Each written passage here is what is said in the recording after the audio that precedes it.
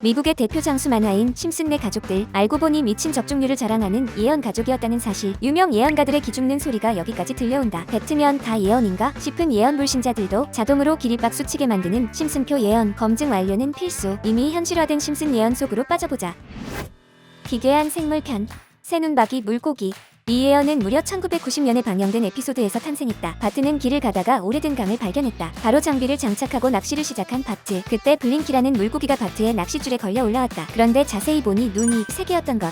특종감인 눈 3개 달린 물고기에 기자들이 몰렸고 화려하게 헤드라인을 장식하는 해프닝으로 에피소드는 끝이 났다. 재밌고 신박한 상상으로 남는 듯 했지만 그로부터 20년 후인 2011년 뜨거운 물줄기라는 독특한 이름을 가진 아르헨티나 저수지에서 새눈박이 물고기가 발견됐다. 현재 언론에서 블링키의 친척으로 보이는 고기가 잡혔다고 밝힐 정도로 그 모습은 심슨 속 블링키와 똑 닮아 있었다. 심지어 새눈박이 물고기가 잡힌 곳이 원자력 발전소 주변이라는 사실에 주민들은 불안감에 휩싸였다. 저거 방사능 때문인 거 아니? 100% 방사능이지. 이상하게 생김. 무섭다.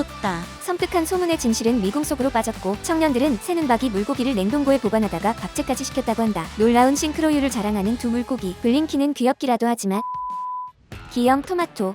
이 에피소드는 1999년도에 방영되었다. 애니메이션 속에서 방사선의 영향으로 기형 토마토가 등장해 충격을 줬다. 아예 일어나지 않을 것 같은 현실감 없는 사건은 아니지만 아니나 다를까 심슨 가족이 또 해냈다. 2013년 일본에서 심슨 기형 토마토와 비슷한 토마토를 발견한 것이다. 주민들은 황급히 원인을 조사했다. 그 결과 2011년에 발생한 일본 대지진의 영향으로 후쿠시마 원전 사고가 일어났었는데 기형 토마토가 이 사고 발생 지역에서 발견된 것이다. 심슨 팬들은 어쩌면 심슨이 기형 토마토만 예언한 것이 아니라 후쿠시마 원전 사고까지 예언한 게 아니냐는 합리적 의심을 하기도 했다. 바이러스의 습격편.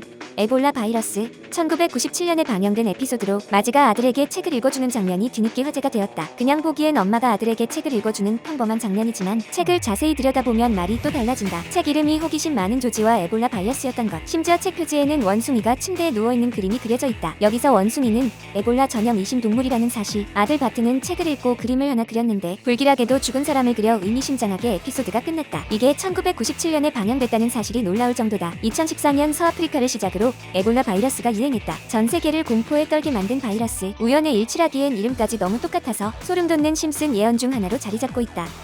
코로나 바이러스. 1993년에 방영된 에피소드로 호머는 홈쇼핑을 보다가 일본에서 유명한 과즙을 주문한다. 기다리던 택배가 드디어 도착했고 헐레벌떡 택배 상자를 연 호머. 하지만 이게 무슨 일인지 호머는 상자를 열자마자 알 수 없는 바이러스에 전염됐다. 정체불명 바이러스는 삽시간에 미국 전역으로 퍼져나갔다. 사건의 전말은 이렇다. 독감 바이러스에 걸린 일본의 공장 노동자는 택배 상자를 동봉하는 일을 하며 계속 기침을 내뱉었다. 상자 안에는 일명 오사카 바이러스가 담겼고 그 택배 상자를 호머가 받은 것이다. 왠지 모르게 익숙하다 했더니 2019년 우한발 코로나와 비슷하게 전개되는 이 에피소드. 심지어 백신을 맞기 위해 줄을 서는 장면도 함께 방영됐다. 한 번에 팬데믹과 백신 사태까지 예언한 심슨 가족. 이 정도면 유명 예언가들이 긴장할 만하지 않을까? 심오한 정치 세계판. 부정투표. 2008년 방영된 에피소드로 심슨 세계관 내에서 대통령 선거를 진행 중이었다. 최첨단식으로 기계를 이용해 투표했는데 호머는 오바마 후보에게 한 표를 던졌다. 그러나 기계 조작으로 부정투표가 된 호머의 표. 심슨의 영향력이 얼마나 큰 건지 이 에피소드가 방영된 후 세계 여러 나라에서 의심의 눈초리가 쏟아지기 시작했다. 현실에서도 기계 개표를 할 때 변조 발생 가능성이 있지 않냐는 것이다. 불안한 예감은 늘 틀린 적이 없다. 실제로 4년 후 펜실베니아주에서 오바마에 대한 시민들의 표가 경쟁자 밋 롬니의 투표권으로 변경되는 사태가 벌어졌다. 결국 오류로 판단된 투표기는 제거됐는데 이거 보고 찔리는 사람이 꽤 많을 것 같다.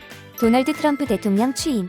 2000년 방영된 에피소드에서 바트가 2030년으로 미래 여행을 떠나는 장면이 그려졌다. 바트가 도착한 2030년의 미국 대통령은 다름 아닌 트럼프였다. 심슨 속 트럼프 대통령이 이끄는 미국은 굉장히 처참했다. 정부 예산을 크게 거덜낸 트럼프에 결국 미국은 빚더미에 앉게 된 것이다. 유럽과 중국으로부터의 경제 원조에 의존하는 모습까지 보여주며 에피소드는 끝이 났다. 놀랍게도 2016년 제45대 대통령으로 트럼프가 당선됐다. 언론은 경쟁 후보인 힐러리 클린턴의 우세를 예측했지만 정반대의 결과가 나오자 시민들은 대충격에 빠졌다.